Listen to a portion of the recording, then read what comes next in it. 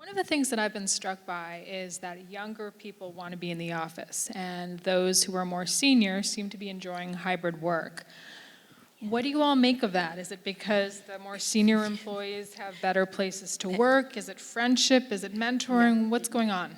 I think for my own personal story of my son, who did an internship at a very large pharmaceutical company in New Jersey over the summer, is the year before that he didn't take an internship because he was going to be virtual and said he'll never learn anything if he's not with people at an organization. So this summer, he was in person 3 days a week, and he had a bookend week, which I like to call the Monday, Friday, Tuesday, Wednesday, Thursday. He was at the office. But he said he learned more through hearing people just doing their job and about the business and about being a professional and what's expected of him. So it was cool for me. I always say they're like a living lab, my two kids. But it's really helpful for me to really understand that from his perspective, being Generation Z, the newest workforce, that's really important. The mentorship, the learning the business, the learning the culture, the vibe. That's difficult because you don't see the whole picture when you're in a virtual realm in specific meetings every day. If you think about it, we're the first, this period of time is the first time we've had 5 generations in the workforce, in the office. First time, 5. Yeah. And so to your point about your son, 20% of our population joined in the last 2.5 years. And those tend to be our younger associates. They don't have their people. Yep. They don't know the culture. Yep. They don't have their friends. They don't have the person they met getting coffee downstairs that they can call and say, you know, I don't know anything about this, and I can't tell my boss, I can't tell my leader. They don't have that yet. And so I don't know what that is, but it is really fabulous. It's like a music beat. Yeah. See? You're encouraging them. I know, I'm misbehaving.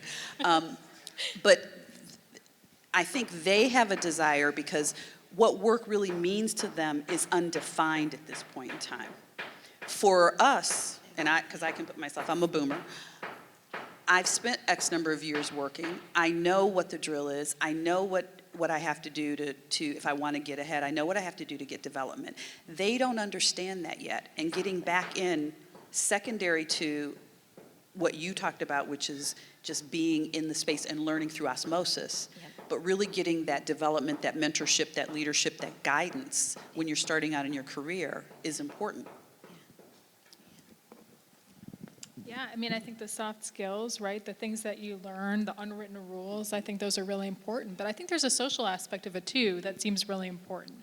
I'm on a group text with, like, my friends from my first job right out of college. And, like, I don't even work in that industry anymore. But, like, those are your friends for life. Those are your people. I think a third of long-term relationships originate at work. Not work per se, but of a friend of a work friend when you're in your 20s.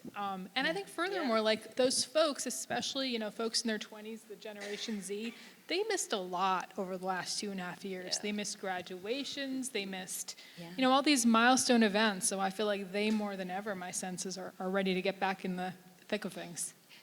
The New York Times recently published an article exactly on that topic, your friends at work. I don't know if any of you have seen it, but it was just a couple of weeks ago. And my group text of people that I first worked at Merrill Lynch in corporate real estate, we're all still connected, still see each other, and sent that around. And at first, the picture looked like me. The woman in the back looked like, and I got nervous because I thought, oh, we didn't really have a lot of photographs from back then. So I was like, oh, with the BlackBerry, didn't have good photography.